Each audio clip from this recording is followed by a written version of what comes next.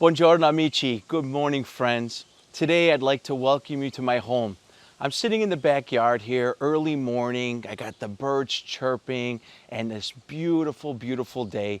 And early morning, what I like to do before it gets really hot, I want to go into my garden, which is full of all these beautiful fresh vegetables. And I want to pick some vegetables and I want to show you how I prepare them. So come along with me on this journey, and if you haven't already checked out our social media pages, you can follow me on Instagram and Facebook at Ask Chef Leo or on my brand new website, leospazzeri.com. Come on, let me show you what's in the giardino. Today I can already see that there's so many beautiful tomatoes that are ready to pick, and I've got these gorgeous zucchini in the garden. Let's grab some tomatoes and go ahead into the house. These are some beautiful San Marzano that we planted right here. I've got some awesome beefsteak tomatoes and some of these beautiful tomatoes on the vine right here. I'm gonna grab a couple of these. These will be great in a few days when the sun is shining. If you get your tomatoes a little bit yellow still like this, place them on your windowsill for a day or two and they'll ripen up beautifully. I'm gonna get, I got a couple beautiful San Marzanos over here. These are looking gorgeous. Maybe one of these beefsteaks back here. Look at how beautiful, first thing in the morning. Didn't even have to go to the Italian grocery store. You can't have beautiful fresh tomatoes like this without some beautiful fresh basil. And I'm gonna get some beautiful basil here as well. I'm gonna go from the sides over here because as we start having this plant grow, if we pick these down from the sides, the tree will continue to grow and sprout new basil. Let's go inside and I'm gonna show you what I'm gonna do with all these fresh tomatoes. Buongiorno amici and welcome to my home kitchen. Today what I'd like to show you is a beautiful roasted summer vegetable frittata using all of these gorgeous tomatoes and onions, everything that was bustling in my garden. And today I'm going to show you how we use those. This frittata can be made ahead of time. You can put it away in the refrigerator overnight, and then when your guests arrive, either serve it at room temperature or pop it in the oven real quick just to warm it up and finish it. The first thing that we're going to do is set our oven to 450 degrees so that we can get it preheated and get it ready to roast all of these vegetables. So let's go ahead, I'm gonna chop some vegetables. I got a couple different color peppers here, and I love to use all these different colored bell peppers because it's gonna give that pop of color inside over here. And when you see them scattered throughout that frittata, your friends are gonna look at you and say, ooh, you really know how to do this job. So let's go ahead, I'm gonna show you how to cut these peppers. I'm gonna just cut from the outside here and just kind of go down around the side, and we miss the inside of where the seeds are. So this is actually a really simple, easy way. This is some of those pro tips, if you will, right? So let's go ahead, I'm gonna cut these around. Even if you get a couple seeds to come out, it's no problem because what we'll do is we'll clean these up a little bit.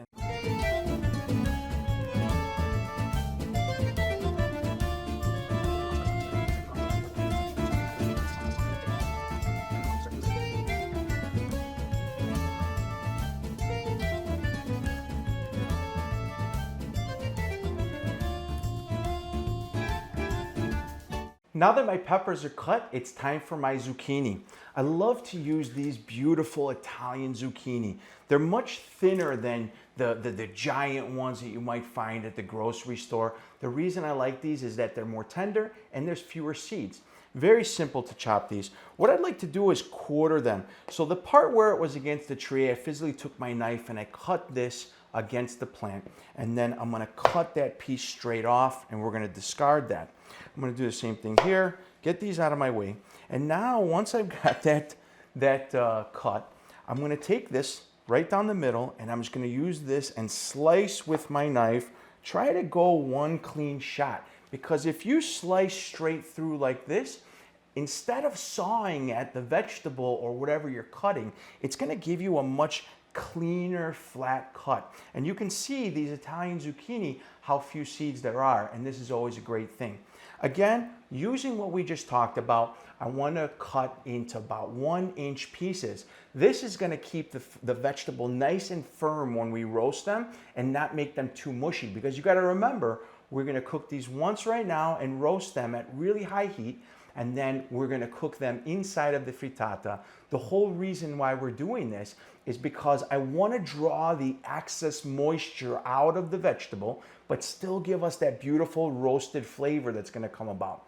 So let's go ahead, and I'm going to take these zucchini like this, place them now on the flat side. This will give you a real even surface to cut on, right? So you're not going to have to worry about them rocking all over the place. And then just go ahead and give yourself some 1-inch nice cuts of this zucchini. If these look really large, go ahead and cut them in quarters. I'm starting to get down to the wider end of the zucchini here, and I noticed that they're really big. Again, the idea is that we want to keep these beautiful and bite-sized. So I'm going to turn these sideways, cut it right down the middle one more time, and now this will be perfect to give me those quarters.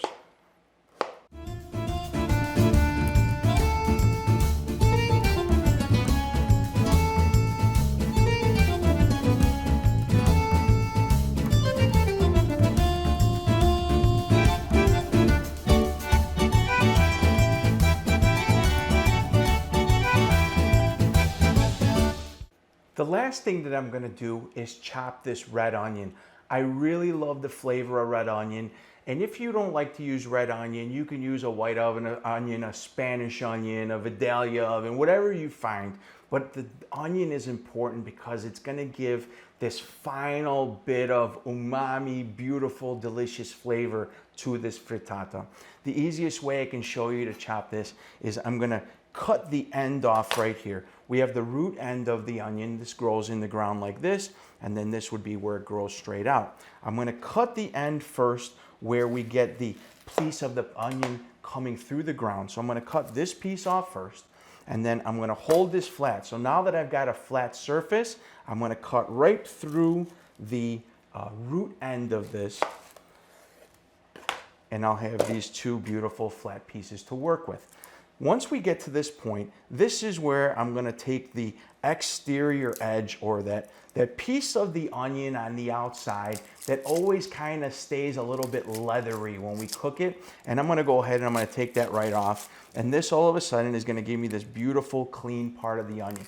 The first thing that I'm going to do is I'm going to take the onion and I'm going to cut the 1-inch slices all the way through up to the root end of this onion. Okay, once I have these cut all the way around, I'm going to turn it sideways, find that 1-inch mark, and I'm going to cut straight down just like this. And this is going to give me the perfect size onion diced.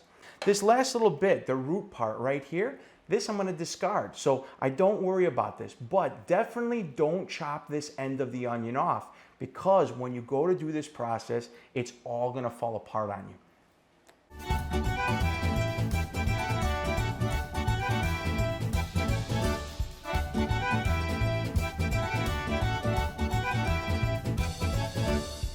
The yield on this is about 6 cups fresh vegetables to get about 3 cups of cooked roasted vegetables. So use that as a rule of thumb when you go and you make your own concoction of your fresh vegetables. Now that my onions and peppers and zucchini are all chopped perfectly, it's time for me to toss them with a little bit of olive oil, salt, and pepper and get ready for the roasting process. It's just a little bit of extra virgin olive oil. I'm looking for a few tablespoons here, so really not too much. And then salt and pepper to taste. I'm gonna take a little bit of sea salt. This is Italian sea salt, so I'm gonna give just a little bit of pinch here. Maybe about a half tablespoon, a heavy teaspoon, whatever you like. There's a lot of vegetables in here. So again, it's really not gonna be that much. We're gonna toss them all in there, and it's gonna be really nice and beautiful. And then the last thing is some beautiful ground black pepper. And then the last part, we're gonna use our hands. If you wanna use a bowl, if you wanna use a a spoon or something like that, go ahead. I'm just gonna get in here and I'm gonna give this a quick toss with my hands. If you see at this point that anything is sticking out more than another, if something is too maybe thick cut that you'd like, this is your last opportunity to go ahead and make sure that we've got this nice and uniform. And I've got a sheet pan. This is just a regular baking sheet like you'd have at home. This isn't anything professional or anything like that. But the one thing that I will tell you is use some aluminum foil or a liner on this, because if you don't, your pan is gonna end up looking like this, right? So go ahead, put some aluminum foil straight down on here. Your vegetables already have a little olive oil, but what I'd like to do is I'd like to give this just a little bit of a coating of olive oil here.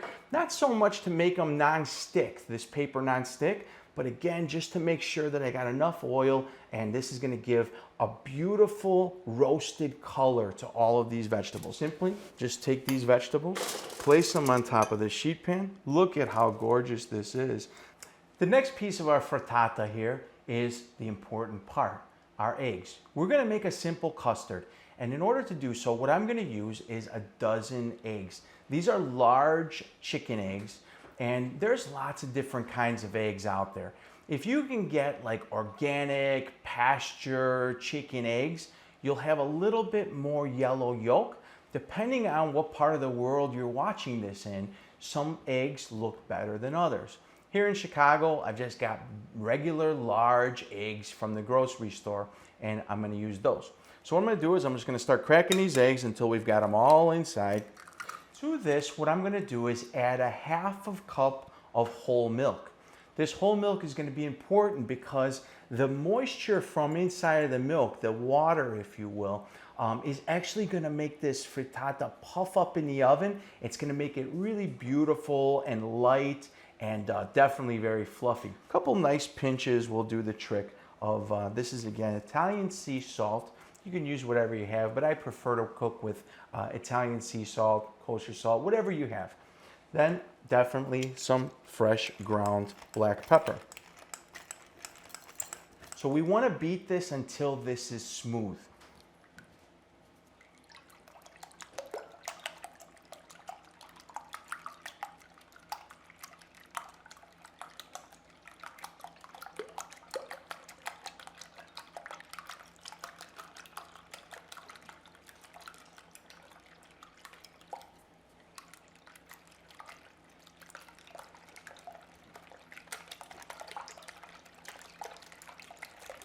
There we go. I can see that there's no more whole eggs inside. The yolks are all broken up, and this custard is now beautiful, creamy, and smooth.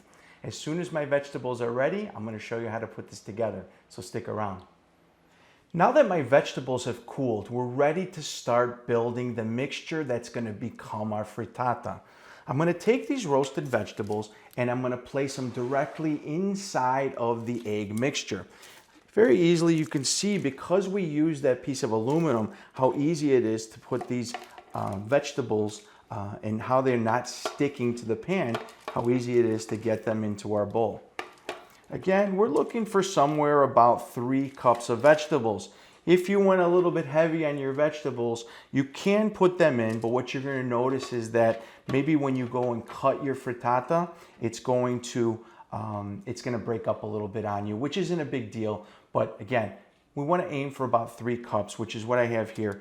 This is a little bit extra that I feel, and I'm not going to add it in here. I'm going to put these into a little storage bag, stick them in my refrigerator, and this will also make a great breakfast or a little side dish for a snack later. Now that these are inside, I'm going to take my whisk, and I'm just going to kind of blend everything inside over here. And this is, again, just going to ensure that everything is getting coated with the egg. Now that that's done, I'm going to place this to the side, and I'm going to prepare my baking dish. I've got a 9x13 Pyrex dish here. This is just a baking dish. You can use whatever you want. I like to use this size because I'll get 6 really nice slices out of this, which is a nice portion for your family. This is going to bake for about 30 minutes at 350 degrees. Got some olive oil inside here. If you want to use things like maybe avocado oil, coconut oil, whatever you got, you can go ahead and use all of those as well. Now that this is kind of greased here, we're ready to go into our pan. I'm gonna wipe my hands off. I got a lot of extra oil on my hands, but you can see that we're not pooling olive oil in here. From here, all I'm gonna do is just simply pour this mixture directly inside. And what I'm gonna do is, as I'm pouring the vegetables and the egg mixture inside of this pan, at the end of this, I'm gonna go ahead and I'm gonna take some of these extra vegetables that have kind of mounded up now, and I'm gonna kind of distribute them evenly throughout. I think that seeing this now inside of this pan, you'll understand how gorgeous the colors are gonna be in our final product. It's okay if you see that the vegetables are sticking out a little bit of the egg custard mixture, because inside of this pan, this is almost gonna double in size, and you're gonna have this gorgeous, thick, beautiful frittata ready to come out. Now, this is ready to go into the oven, but before we do that, I'm gonna finish this off with a little bit of goat cheese. I love the flavor of goat cheese, and if you don't like goat cheese, don't use it. If you like feta instead, or if you've got some kind of dairy issues, whatever, switch out the whole milk, maybe some almond milk.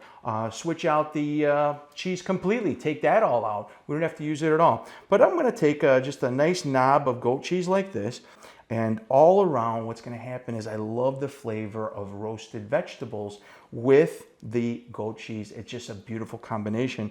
And you can see how simple this is. You don't have to make an art project out of this. Put them wherever they go. It's going to be beautiful. Your family, your friends, everybody's going to love it. Now that all my goat cheese is inside over here, the next thing that I'm going to do, this morning when I was in my garden, I picked a little bit of fresh oregano. I love fresh oregano, right? It's a little bit different than using dry oregano. Dry oregano is more potent, it's more pungent, and I love the lightness of fresh oregano. And I'm going to come down, and all I'm doing is I'm taking this oregano and just peeling it off of the stem, just like this. If you get a stem in there, it's no big deal, because when you go to serve this, you'll be able to probably see them, and you just pull it right out. I'm gonna go ahead and just put this oregano just all over the top, and then I'm gonna show you my last final finishing step, which is gonna be just a little drizzle of extra virgin olive oil, again, because I love that peppery flavor of the olive oil, and it's gonna cause the top of this frittata to have this beautiful golden color to it, which reminds me of just the way that my grandmother or my mother would have made this for us. So this is ready to go. I'm going to take my olive oil just like this, and I'm going to give this just a little drizzle all the way across. And this now is perfect and ready to go into the oven. 350 degrees for 30 minutes. And as soon as this is ready to go, I'm going to pull it out and we're going to try this together. Stick around. Okay, so my timer has just gone off and my frittata smells amazing. I wish you were here. The whole house smells like this beautiful frittata. Oh, and here we go. I'm gonna bring this over so you can see it. This is what I'm talking about. Look at the golden edges. The top is really nice and firm and ready to go. And all we have to do is just let this cool, cut it, and serve it. Before I get too excited and go ahead and cut into this, I want to give myself a little insurance policy that it's going to come out of the pan. What I'm going to do is I'm going to take my knife and just very simply run my knife along the edges of this pan. It's actually coming unstuck pretty simple because we put that little bit of olive oil in there. And as I get to the middle, this is going to be so nice and fluffy and airy, soft, everything that we love about a really good frittata. I'm just going to kind of work my knife, continue to go around. And I would tell you, when you're at home, expect some of this to stick a little bit. It's not perfect. You're cooking for your family and friends. You're not looking for a James Beard Award in a restaurant, right?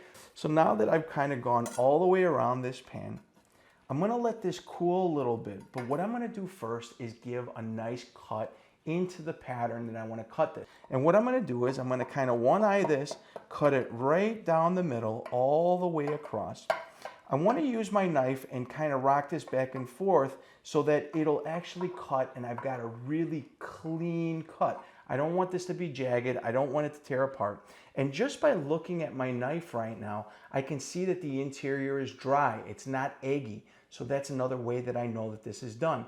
If you want to check it in the oven, how you're going to do it, I would get yourself a nice long wooden skewer and kind of poke around a little bit through it so that you'll be able to see again how moist or humid it is still inside.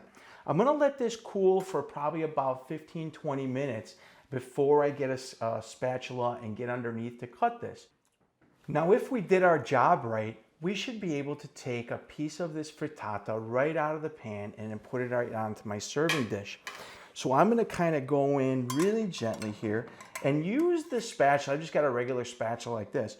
Use the spatula and just kind of move it around. You'll be able to see it'll give a little bit against you. And if it's going to stick, you're going to know it's going to stick right away. So if you feel like it's sticking a little bit to the bottom, get yourself a spatula and maybe like another spatula or an offset spatula that you might use to frost a cake, and then get underneath there and kind of just slowly just work at it and you'll see that it'll pop out. Mine feels pretty good underneath. I'm going to kind of lift and get my finger underneath here, and then just like this, I can feel it's not sticking at all. So I'm going to pull this out, and sure as heck, there we go. Here's my beautiful frittata. I'm going to put this on my dish. I'm going to turn this around so you can see that beautiful edge. This is why I love that crispy bit here on this. Now, as I turn this around, I can see how beautiful my vegetables are. And these vegetables, all those little colors really came through. They're shining through. The way that I would finish this is I'm going to take some beautiful Parmigiano Reggiano. You know it's the real stuff because of the rind.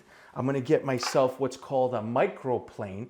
And the microplane is going to give us almost like this snow of Parmesan right on top. And all I'm going to do is just kind of give this one of those. Look at how beautiful this is.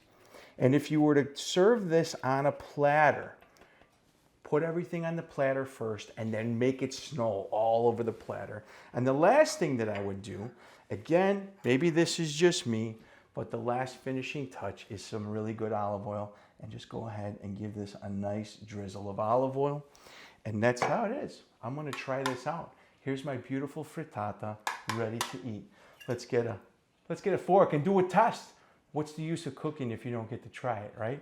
So I'm gonna just kind of go here and I'm gonna tell you what I'm seeing.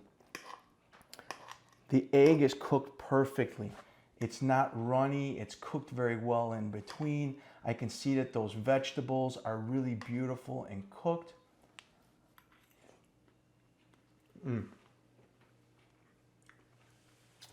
The egg, even though it's cooked all the way through, is still beautiful and creamy. The first thing I get is a burst of that goat cheese, and then all of those vegetables, the roasted onion, the roasted pepper, that zucchini, everything comes together for the perfect bite. And then that little salty bit of that Parmigiano Reggiano on top, and the pepperiness of that olive oil finishes this off. So I hope you're gonna try this at home, and I hope you're gonna cook along with me. If you make this recipe, make sure you go to my social media pages and tag me on your photos. I'd love to see them. You can go to Ask Chef Leo on Instagram and Facebook, tag me on your photos, and I hope to see everybody in the kitchen soon.